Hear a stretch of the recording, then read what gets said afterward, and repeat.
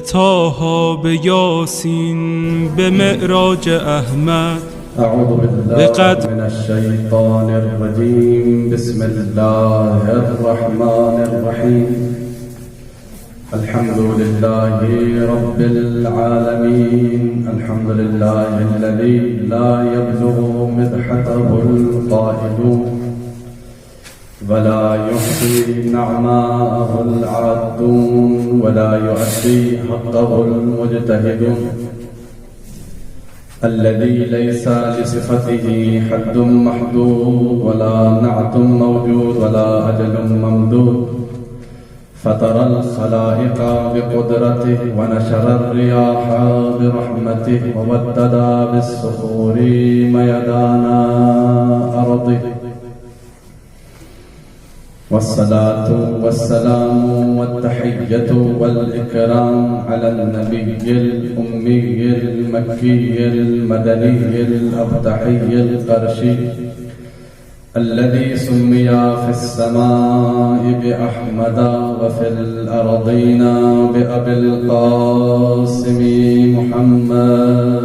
اللهم صل على محمد وآل محمد وعجل فرجهم. والصلاة والسلام والتحية والإكرام على ابن عمه ووزيره ومشيره وخليفته علي بن أبي طالب أسد الله الغالب وعلى أهل بيته الطيبين الطاهرين الذين أذهب الله عنكم الرجس وطهرهم تطهيرا.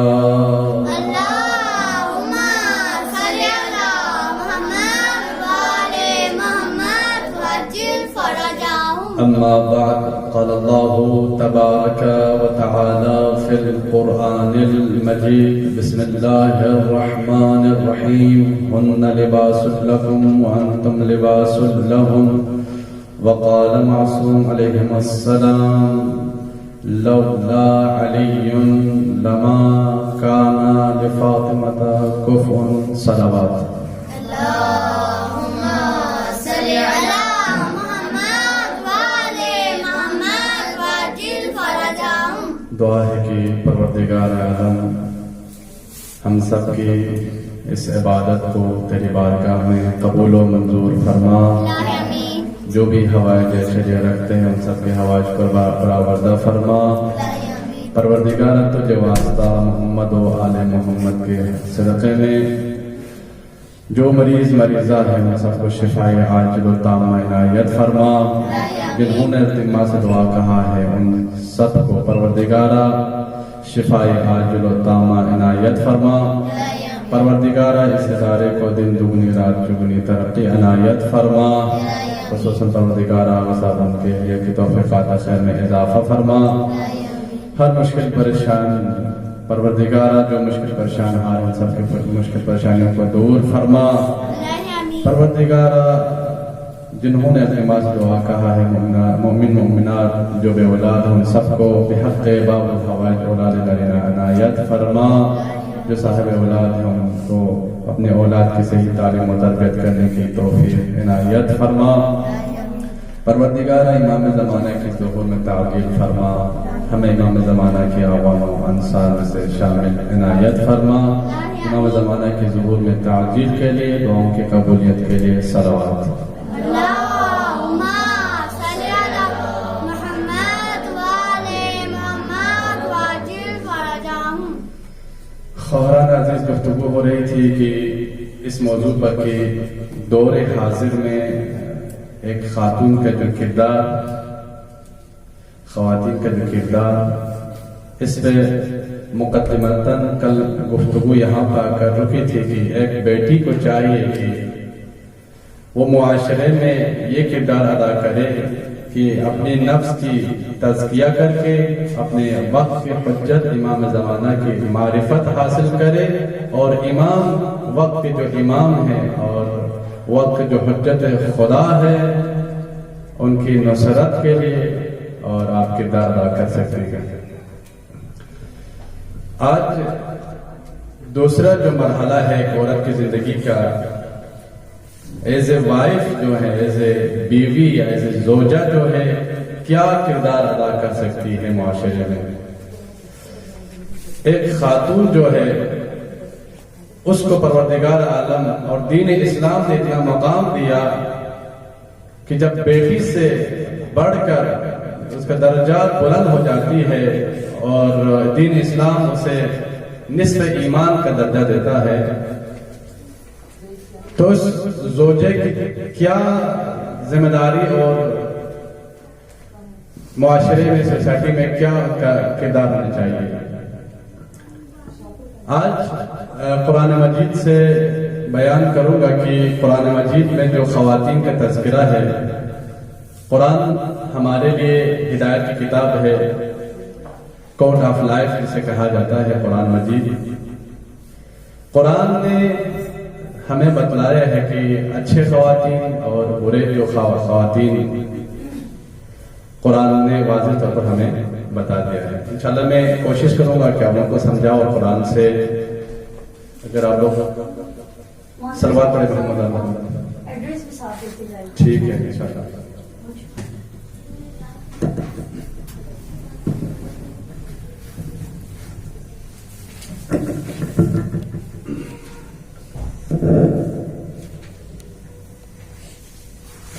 قرآن مجید کی سورہ نساء کی آیت ہے، بسم اللہ الرحمن الرحیم. وقال پروردگار عالم فرماتے ہیں کہ وخلق منها زوجها. سورہ نساء کی آیت نمبر 1 تقریباً یہ ہے کہ وخلق منها زوجها. تو پروردگار عالم نے حضرت آدم کو خلق کیا اور خلق کرنے کے بعد انہی میں سے زوجہ جو ہے ایک لیڈی کو پروردگار عالم نے خلق کیا. تو قرآن مجید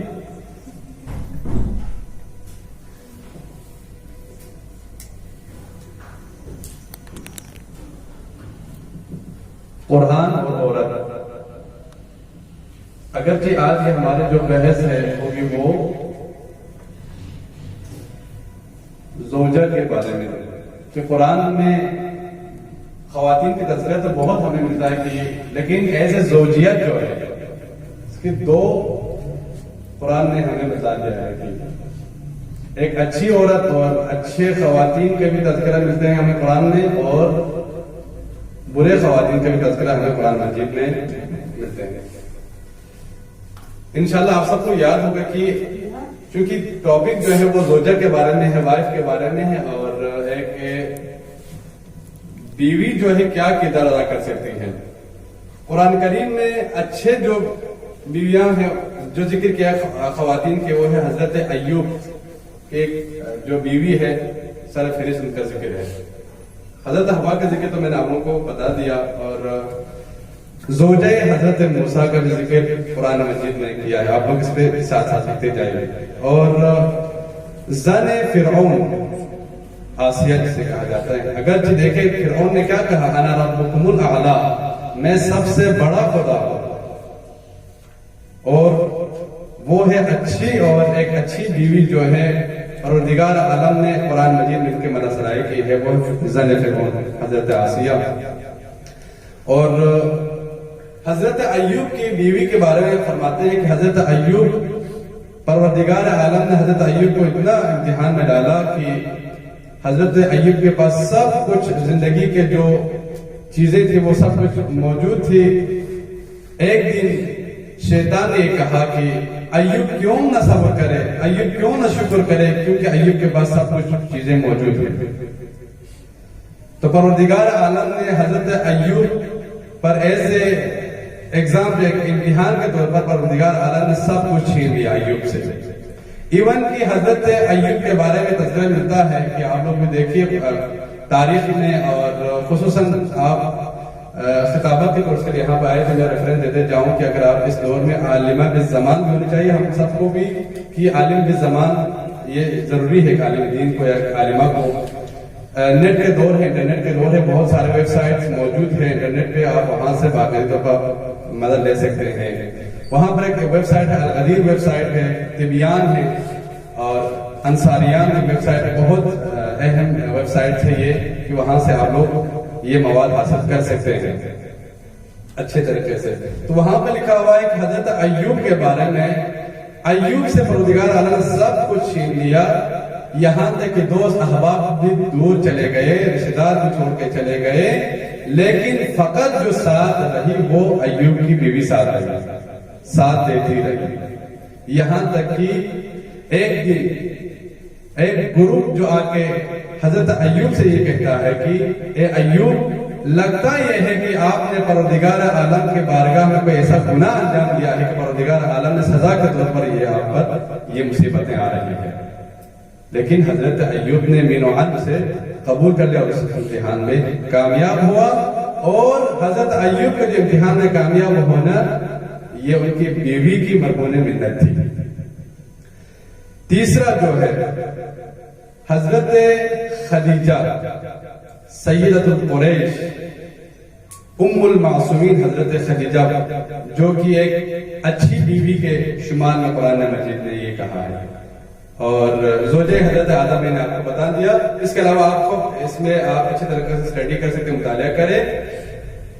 بری اور برے خواتین یا بری بیویاں جو ہے اس کے لسٹ میں سب سے سر فہرست جو آتے ہیں وہ ابو لہب کی جو بیوی تھی، تبت یدا ابی لہب وتب، قرآن نے جس پر مذمت کی ہے. اور حضرت نوح اور لوط کی بیوی کے بارے میں بھی قرآن نے یہ تذکرہ ملا ہے کہ لوگوں کے لیے عبرتناک قرآن ہے. تو یہ دو گروپ جو دو ٹائپ جو قسمیں میں نے بتا یہاں پہ لکھا ہے کہ چونکہ مجھے آدھا گھنٹے کے اندر اپنے موضوع کو سمیٹنا ہے، لہٰذا میں زیادہ اس پر گفتگو نہیں کر سکتا. حضرت ایوب کے بیوی کے بارے میں نے آپ کو بتا دیا کہ جتنی مصیبتیں آنے کے باوجود بھی انہوں نے اپنے شوہر کو اکیلا نہیں چھوڑا. صلوات پڑھیں محمد علی محمد کے ذات.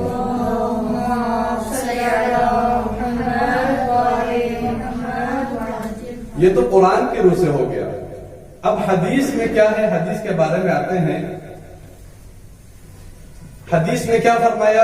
رسول گرامی قدر صلی اللہ علیہ وآلہ وسلم نے فرمایا کہ لولا علی لما کان لفاطمہ کفوا، کہ اگر علی نہ ہوتے تو فاطمہ کے لیے دنیا میں کوئی ہمسر موجود نہ تھا. علی فاتح خیبر، علی بدر و احد کے فاتح، علی نفس پیغمبر. اس علی کے لیے جو ایز اے پارٹنر یا لائف میں جو شریک حیات ہے وہ حضرت فاطمہ زہرا کی زندگی ہے. حدیث قدسی بھی ہے اور یہ میں آپ لوگوں کے لیے ایز اے ہوم ورک کے طور پر بتا دوں گا کہ آپ لکھ کر دیکھیں، شاید بات کوئی معلوم ہو شاید نہ ہو. حدیث قدسی اور قرآن مجید میں کیا فرق ہے یہ آپ سب اسٹڈی کر کے آئے انشاءاللہ. میں ٹائم ہوا تو آپ سے پوچھ لوں گا حدیث قدسی اور حدیث قدسی اور قرآن میں کیا ڈفرنس ہے. تو حدیث قدسی میں پروردگار عالم فرماتے ہیں فاطمہ کے بارے میں کہ لولاک لما خلقت الافلاک، اے میرے حبیب اگر تو نہ ہوتا تو میں کائنات کو خلق نہ کرتا. آگے فرماتے ہیں لولا علی لما خلقتک یا محمد، اگر علی نہ ہوتے تو اے میرے حبیب میں تجھے بھی خلق نہ کرتا. اور فرمایا لولا فاطمہ لما خلقتکما، اے میرے حبیب اگر فاطمہ کو خلق کرنا میرا مقصود نہ ہوتا تو میں آپ اور علی دونوں کو بھی خلق نہ کرتا. تو یہ ہے فاطمہ زہرا سلام اللہ علیہا کی زندگی. اور حضرت خدیجہ جو ہے، آج ام فاطمہ کے بارے میں بتا دوں گا کہ کیونکہ بیوی کے حضرت پیغمبر اکرم صلی اللہ علیہ وآلہ وسلم کی جو بیویاں ہیں ان کی زندگی بھی ہمارے لیے رول ماڈل ہے، اسوہ حسنہ ہے. تو حضرت خدیجہ کے بارے میں ہے کہ خود حضرت عائشہ جو ہے روایت کرتی ہے، ایک کتاب ہے اس کا ریفرنس آپ لکھ لیجئے کہ تجرید البخاری شرح صحیح بخاری. ہماری کتابوں میں تو فضائل ہے، میں اہل سنت کی کتاب سے اس لیے بیان کر رہا ہوں تاکہ آپ یہ ریفرنس دے سکتے ہیں. کہ اہل سنت نے بھی اقرار کیا ہے، خود عائشہ نے بھی اقرار کی ہے کہ حضرت خدیجہ کی فضائل ہیں۔ کون وہ خدیجہ کی جب پیغمبر اکرم صلی اللہ علیہ وآلہ وسلم شب معراج سے جب واپس آنے لگے تو جبرائیل آتے ہیں اور جبرائیل آ کر یہ پیغام دیتے ہیں کہ اے میرے حبیب، پروردگار عالم نے درود و سلام کے بعد یہ کہا ہے کہ جا کر میری کنیز خدیجہ کو میرا سلام پہنچا دینا۔ اور آپ سب جانتے ہیں کہ سب جا کر تحقیق کرے کہ مفاتیح الجنان میں حضرت خدیجہ کی جو زیارت ہے اس میں بھی یہ جملہ موجود ہے کہ پروردگار عالم نے براہ راست خود سلام بھیجا حضرت خدیجہ کے لیے۔ تو عائشہ یہ روایت کرتی ہے، صلوات پڑھے محمد آل محمد کی ذات پر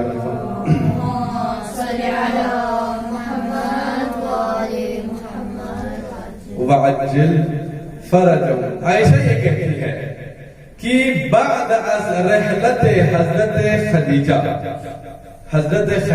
کے رحلت کے بعد ایک دن بھی ایسا نہیں گزرا کہ جس دن پیغمبر اکرم رسول خدا نے حضرت خدیجہ کو یاد نہ کیا، یعنی ہر روز حضرت خدیجہ کو یاد کیا کرتے تھے حضور اکرم۔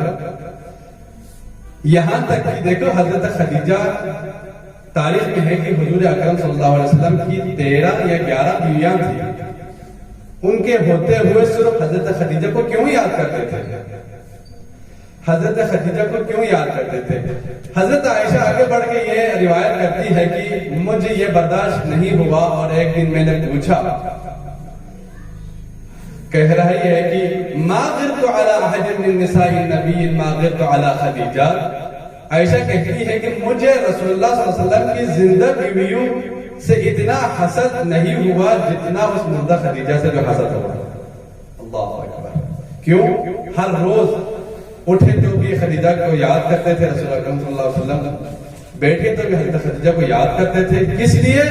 تو ایک دن عائشہ خود یہ روایت کرتی ہے کہ میں نے پوچھا کہ اے اللہ کے رسول تمہیں کیا ہوا کہ تم ہر روز آئے دن جو ہے اس قریش کے اس بڑھیا خاتون کو یاد کرتے رہتے ہیں، جبکہ پروردگار عالم نے آپ کو ان سے اچھی بیویاں عطا کی ہے، آپ ہر روز انہیں کیوں یاد کرتے ہیں؟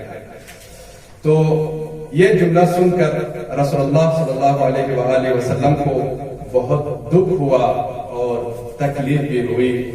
پھر پروردگار عالم کے رحمت للعالمین رسول دو گرام قدر صلی اللہ علیہ وسلم نے ارشاد فرمایا، عائشہ سن کہ میری زندگی میں خدیجہ سے بڑھ کر، خدیجہ سے بہتر کوئی خاتون کبھی میری زندگی میں نہیں آئی۔ حدیث کا جملہ ہے کہ ما رضو اللہ ما رزق من لهم منها خیرا۔ خدیجہ سے بڑھ کر، خدیجہ سے بہترین خاتون میری زندگی میں نہیں آئی۔ آگے بڑھ کر پروردگار عالم کے رحمت للعالمین نبی فرماتے ہیں کہ خدیجہ سن آمدتنی حین کفرت الناس، خدیجہ نے اس وقت میرے اوپر ایمان لے آئی جب سب کفر کر رہے تھے۔ دیکھیں پیغمبر اکرم صلی اللہ علیہ وسلم خدیجہ کو یاد کرنے کا وجہ یہاں پر یہ بیان فرما رہے ہیں کہ آمنتنی، خدیجہ نے اس وقت مجھ پر ایمان لے آئی، حین کفر بالناس، جب لوگ کفر کر رہے تھے، جب لوگ کفر کر رہے تھے۔ وصدقتنی حین کذبنی الناس، اور خدیجہ نے اس وقت میری تصدیق کی، خدیجہ نے اس وقت میری تصدیق کی جب سب لوگ مجھے جھٹلا رہے تھے، کذب کہہ رہے تھے، کاذب کہہ رہے تھے، خدیجہ نے اس وقت میری تصدیق کی۔ آگے فرماتے ہیں اشرقتنی فی مالہا حین حرمنی الناس، خدیجہ نے اپنی ساری دولت اس وقت میرے قدموں میں لا کر ڈھیر کر دی جب سب لوگ ایک ایک پیسے کے لیے مجھے محروم کر رہے تھے، خدیجہ نے اس وقت میری مدد کی۔ یعنی ایک زوجہ جو ہے من حیث زوجہ کس طرح مدد کر رہے ہیں وقت کے حجت کے لیے، دین کے لیے، اللہ کے حاجی کی کتنی نصرت، کتنی مدد کر رہی ہے حضرت خدیجہ۔ اور رسول اللہ صلی اللہ علیہ وآلہ وسلم حدیث بخاری کی حدیث موجود ہے کہ آگے فرماتے ہیں کہ سنیں عائشہ میں اس لیے خدیجہ کو یاد نہیں کرتا کہ وہ فقط اور فقط بیوی ہے، میں اس لیے خدیجہ کو یاد کرتا ہوں کہ پروردگار عالم نے خدیجہ کے ہی بدن سے میری نسل کو تا قیامت تک کے لیے باقی رکھا ہے۔ وہ بدن اطہر حضرت خدیجہ سے ہے۔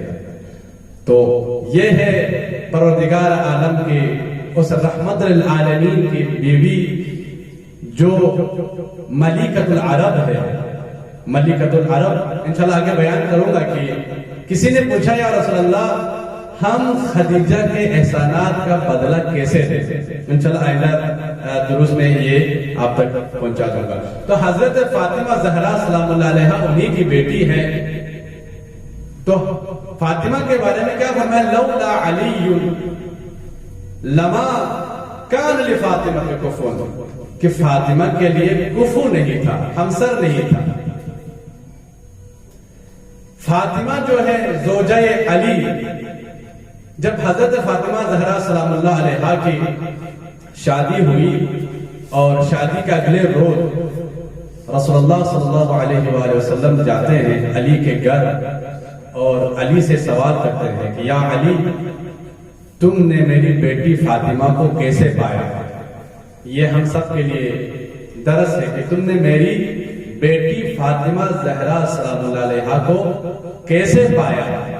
تو امام علی نے کیا جواب دیا کہ یا رسول اللہ فاطمہ زہرا کو عبادت میں بہترین مددگار پایا میں نے فاطمہ کو۔ تو ایک بیوی جو ہے اپنے شوہر کے لیے جنت کے جو راستہ ہے وہ آسان کر سکتی ہے بیوی، اسی طرح ایک مرد جو ہے اپنے بیوی کے لیے بھی یہی رول ادا کر سکتی ہے۔ اسی لیے علامہ اقبال نے حضرت فاطمہ زہرا سلام اللہ علیہا کے بارے میں کیا فرمایا کہ ادب پروردہ صبر و رضا، آسیاں گرداں ولب قرآن سرا۔ فاطمہ زہرا سلام اللہ علیہا صبر اور قناعت کے ساتھ کبھی بھی شکایت نہیں کی۔ روایت میں ہے کہ کبھی بھی حضرت علی علیہ السلام کے بارے میں شکایت نہیں کی اپنے بابا سے۔ رضا علی رضا فاطمہ۔ اب مجھے یہاں پر ایک حدیث یاد آتا ہے اور یہاں بیان کرتا چلوں۔ کیا فرمایا رسول اللہ صلی اللہ علیہ وآلہ وسلم نے؟ ان اللہ یغضب لغضب فاطمہ وَيَرْضَى لِرِضَاهَا، کہ بے شک پروردگار عالم غضبناک ہو جاتا ہے لغضب فاطمہ، فاطمہ کے غضبناک ہونے سے، فاطمہ ناراض ہو جانے سے عالم ناراض ہو جاتا ہے۔ اور وَيَرْضَى لِرِضَاهَا، اگر فاطمہ کسی کے اوپر راضی ہو جائے تو پروردگار عالم بھی راضی ہو جاتا ہے۔ تو معیار پروردگار عالم کی خوشنودی حاصل کرنے کے جو معیار ہے، جو کسوٹی ہے، وہ رضا فاطمہ ہے۔ فاطمہ اگر کسی سے خوش ہو تو پروردگار عالم خوش ہو جاتا ہے۔ سورہ احزاب آیت نمبر 57 میں آواز آتی ہے کہ ان الذین یؤذون اللہ ورسولہ لعنهم اللہ فی الدنیا والآخرہ، کہ بے شک وہ لوگ جو اللہ کو اذیت دیتے ہیں اور اللہ کے رسول کو اذیت دیتے ہیں، لعنهم اللہ فی الدنیا والآخرہ، پروردگار عالم دنیا میں بھی اس پر لعنت بھیجتا ہے اور آخرت میں بھی اس پر لعنت بھیجتا ہے۔ وَلَهُمْ عَذَابٌ مُهِينٌ، اور ان کے لیے عذاب مہین تیار رکھا ہے۔ سورہ احزاب آیت نمبر 57۔ پروردگار عالم کی آواز آتی ہے تو کیا مراد ہے؟ اللہ کو اذیت دینے سے کیا مراد ہے؟ مفسرین یہاں پر فرماتے ہیں، بعض مفسرین، کہ اللہ کو اذیت دینے سے مراد یہ ہے کہ اللہ کی طرف کسی ایسی چیز کے نسبت دینا جس کی وجہ سے اللہ کی شاعر شان کے خلاف وہ چیز، جیسے کہ اللہ تعالیٰ کی طرف نسبت دینا بیٹے کا، جیسے حضرت عیسیٰ اللہ کا بیٹا ہے، بعض کی نظریہ یہی ہے کہ اللہ ایسا جو ہے حضرت عیسیٰ اللہ کا بیٹا ہے، یہ نسبت دے رہا ہے، بالکل یہ شان الہی کا خلاف ہے، تو یہ اذیت ہے پروردگار عالم کو۔ لیکن بعض مفسرین یہاں پہ یہ فرماتے ہیں کہ یہاں پر اس آیت سے مراد یہ ہے کہ یہاں شان رسول اللہ صلی اللہ علیہ وسلم بیان فرمایا ہے کہ یہاں پر اذیت خدا سے مراد یہ ہے کہ کوئی بھی اگر رسول کو اذیت دے تو گویا کہ اس نے اللہ کو اذیت دی، یعنی جو کوئی اپنے رسول کو اذیت دے، رسول کو اذیت دیتے رہے نا، مدینے کے لوگ معاذ اللہ پاگل کہتے تھے، مجنون کہتے تھے، جس راستے پہ حضور اکرم چلتے تھے وہاں پر کانٹے بچھاتے تھے، کوڑا کرکٹ لا کر پھینکتی تھی خواتین جو ہے، تو رسول اللہ کو اذیت دینا گویا کہ تم نے اللہ کو اذیت دی، ان پر اللہ کا لعنت اور عذاب مہین تیار رکھا ہے۔ اور مفسرین فرماتے ہیں کہ رسول اللہ کو اذیت دینے سے کیا مراد ہے؟ رسول اللہ کو اذیت دینے سے مراد یہ ہے، خود رسول نے وضاحت کر دی، اوزینی من آذاہا، جس نے فاطمہ کو اذیت دی اس نے مجھے اذیت دی۔ اب ہم یہ کہہ سکتے ہیں جس نے فاطمہ کو اذیت دی اس نے رسول کو اذیت دیا، جس نے رسول کو اذیت دی اس نے پروردگار عالم کو اذیت دی، جس نے اللہ کو اذیت دی لعنہم فی الدنیا والآخرہ، ان پر اللہ کی لعنت ہے دنیا میں بھی اور آخرت میں بھی۔ اب آپ ذرا دیکھیے، چلے ہم یہ کہتے ہیں، بعض یہ بہانہ تراشتے ہیں کہ وہ تو معصومہ تھی، وہ تو فاطمہ زہرا سید نساء العالمین تھی، ہم فاطمہ زہرا جیسی کیسے بن سکتی ہے، ہم علی جیسے کیسے بنتا ہے، ہم حسن جیسا ممکن ہے کیا؟ چلے اگر فاطمہ زہرا جیسی نہیں بن سکتی ہے تو آئے اور بھی ہمارے لیے رول ماڈل ہے، اور بھی واقعات موجود ہے۔ آپ ذرا دیکھیے نا کہ کربلا میں زہیر ابن قین کی جو بیوی تھی اس نے اپنے وقت کی امام کس طرح نصرت کی۔ ان کا نام تاریخ میں لکھا ہے کہ دو طریقے سے، بعض کہتے ہیں کہ دلہم، بعض اس زوجہ کے نام لکھے دلیم، نام سے کوئی فرق نہیں پڑتا اگرچہ، لیکن کردار کو ذرا دیکھیے کہ اس بیوی نے کیا کردار ادا کی وقت امام کی نصرت کے لیے، وقت امام کی مدد کے لیے کیا کردار ادا کیا۔ کہتے ہیں کہ یہ زہیر ابن قین دوران سفر جو ہے امام حسین علیہ السلام سے جدا جدا چلتے جا رہے تھے، کہیں ایسا نہ ہو کہ امام حسین مجھے دیکھ لے اور بلا نہ دے۔ ڈرتے ڈرتے الگ الگ سے امام سے چھپ چھپ کے چل رہے تھے، لیکن ایک مقام ایسا آیا کہ امام نے اپنا قاصد بھیجا کہ جاؤ زہیر ابن قین کو بلا کر لے آؤ۔ جب یہ قاصد آتا ہے تو فرماتے ہیں کہ زہیر ابن قین اور اپنی بیوی جو ہے ایک ساتھ بیٹھ کے کھانا کھا رہی تھی۔ قاصد نے یہ پیغام دیا کہ زہیر وقت امام حسین تمہیں بلا رہا ہے۔ اس وقت زہیر بہانہ کرنے لگا، لیکن اس کی بیوی نے ہوش دلائی اس کو، دیکھے، کہا کہ زہیر تجھے کیا ہوا ہے؟ وقت امام تمہیں بلا رہا ہے، وقت کا حجت تمہیں بلا رہا ہے، آخر قیامت کو روز تم کس منہ سے فاطمہ زہرا کا سامنا کرو گے، کس منہ سے رسول اللہ صلی اللہ علیہ وسلم کا سامنا کرو گے قیامت کے دن؟ اگر رسول تمہیں پوچھے کہ زہیر تم نے میرے بیٹے حسین کی نصرت کیوں نہیں کی تو تم کیا کہیں گے؟ بس یہی سننا تھا۔ زہیر کھڑا ہو گیا اور چلا گیا امام کے خدمت میں، تو اس نے اپنے شوہر کے جنت کے راستے کو آسان کر دیا۔ تو ایک بیوی جو ہے یہ کردار ادا کر سکتی ہے۔ آج کی جو بیوی جو ہے وقت امام کے لیے، وقت امام کے ظہور میں تعجیل کے لیے راہ ہموار کر سکتی ہیں۔ کیوں امام غیبت کے پردے میں ہے؟ لیکن شاعر کیا کہہ رہا ہے؟ کون کہتا ہے امام انس و جن پردے میں ہے؟ کون کہتا ہے امام انس و جن پردے میں ہے؟ آنکھ پر پردہ پڑا ہے وہ کہاں پردے میں ہے؟ یہ ہماری گناہوں کی وجہ سے ہم امام کو دیکھ نہیں پاتے. ہماری آنکھوں میں اتنی طاقت نہیں ہے کہ ہم نورانی چہرہ نورانی امام زمان کو ہم دیکھ سکے، ورنہ امام زمانہ ہمارے درمیان موجود ہے.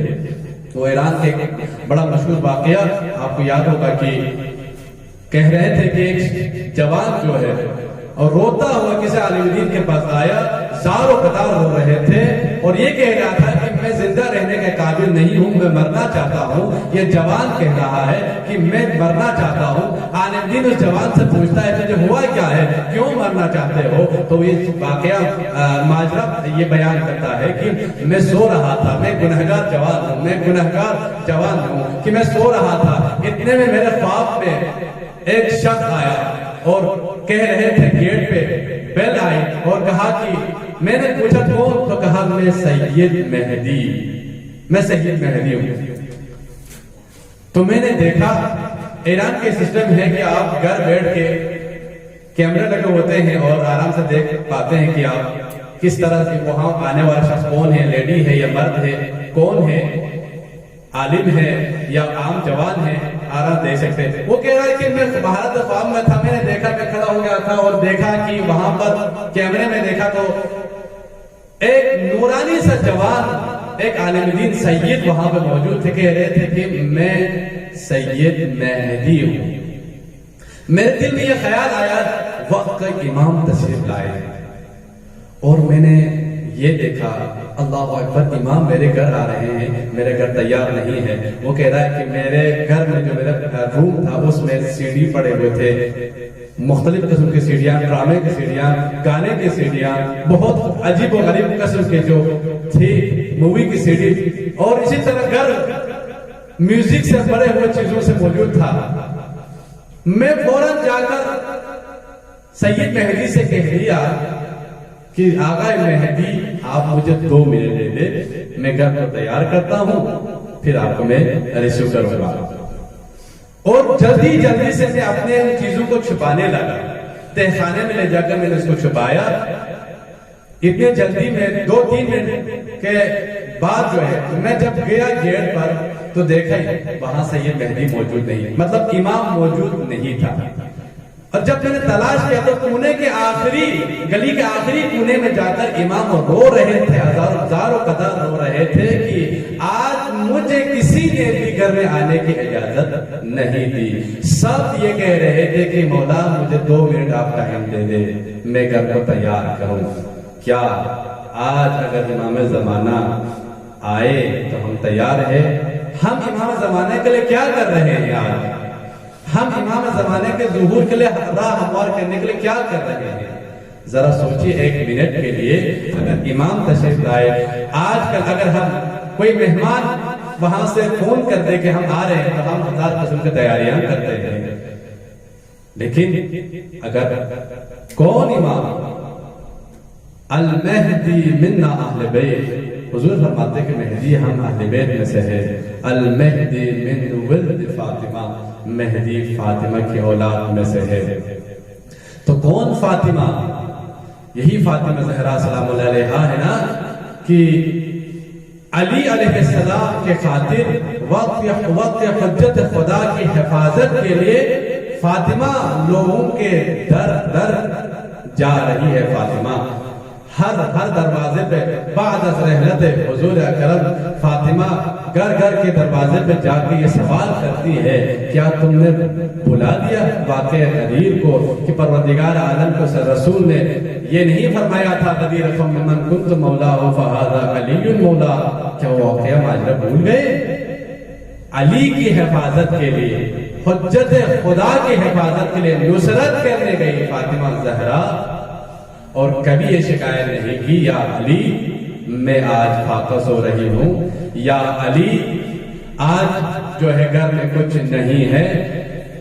اللہ اکبر. گھر میں کچھ نہ ہونے کے باوجود بھی کوئی سائد سوال کرتا ہے تو فاطمہ زہرا سلام اللہ علیہا اپنے چادر تطہیر کو بھی فروخت کرنے کے لیے بھیج دیتی ہے.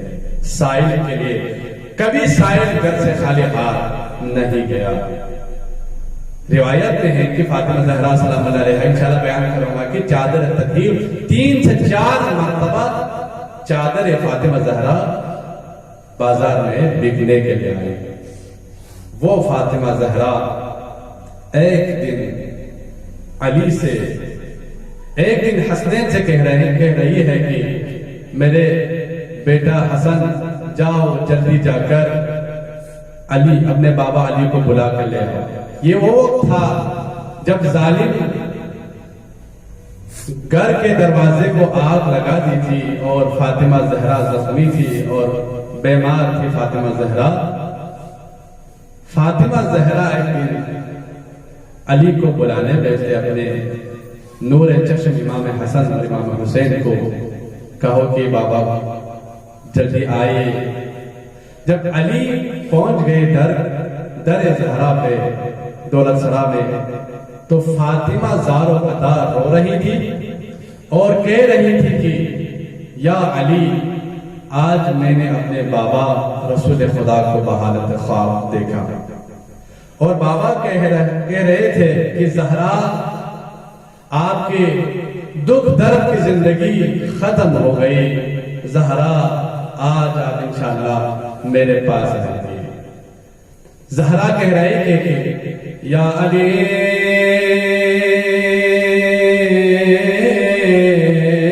آج بابا میرے خواب میں آئے تھے، یا علی میں آج آپ کی مہمان ہوں، یا علی، یا علی اگر مجھ سے کوئی غلطی ہو گئی ہو تو معاف کر دینا۔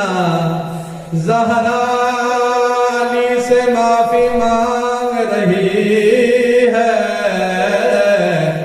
علی زار و قطار رو رہے ہیں، زہرا مجھے شرمندہ نہ کرو، یا زہرا آپ اور غلطی زہرا، میں آپ کی حفاظت نہ کر سکا، آپ رسول خدا کی امانت تھی، زہرا مجھے معاف کر دینا۔ زہرا کہہ رہی ہیں یا علی،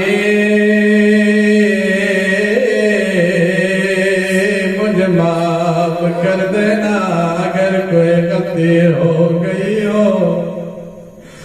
زہرا کہہ رہی ہیں یا علی، میں آج کے لیے مہمان ہوں، یا علی میری کچھ وصیت ہے، ہو سکے تو اس پر عمل کر دینا، یا علی غسلنی باللیل، یا علی دفنی باللیل، علی مجھے رات کے پردے میں غسل دینا، یا علی دفنی باللیل، علی مجھے رات کے پردے میں غسل دینا، رات کے پردے میں دفن کر دینا۔ علماء فرماتے ہیں یہ بات تو سمجھ میں آتی ہے، زہرا یہ کیوں کہہ رہی ہے کہ یا علی مجھے رات کے پردے میں دفن کر دینا، شاید زہرا علی سے کچھ چھپا رہی تھی، شاید زہرا علی کو بتانا نہیں چاہتی تھی، شاید زہرا اپنے زخم کو نہیں دکھانا چاہتی تھی۔ یا علی دفنی باللیل کے یہ جملہ سمجھ میں آتی ہے، زہرا نہیں چاہتی تھی کہ ظالم اور قاتل زہرا کے جنازے میں شریک ہو، زہرا یہ نہیں چاہتی تھی قاتل میرے جنازے میں شریک ہو، مگر زہرا نے یہ کیوں کہا یا علی غسلنی باللیل، وقت گزرا زہرا علی کو مبارکت دے کے چلی گئی ہے، علی وصیت پر عمل کر رہے ہیں، زہرا کو غسل دے رہے ہیں رات کے پردے میں۔ روایت میں مولا علی علیہ السلام آسماں سے کہہ رہے ہیں، آسماں بھی رو رہے تھے زاروں قطار، کہاں آسماں آہستہ رو، کہیں میرا حسن سن نہ لے، کہیں میرا حسین سن نہ لے، کہیں وہ جاگ نہ جائے، کہیں حسن حسین اپنی ماں کو تلاش کرتے ہوئے نہ آئے، پھر میں کیا کہوں گا؟ آسماں آہستہ رو، آسماں بھی رو رہے تھے، مولا علی بھی رو رہے تھے۔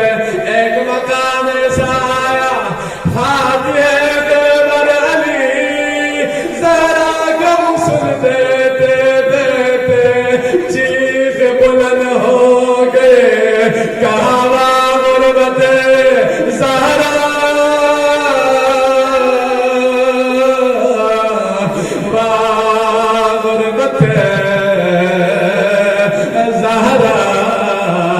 روتے ہوئے آنکھوں سے دعا کرے تو قبول ہو جاتی ہے۔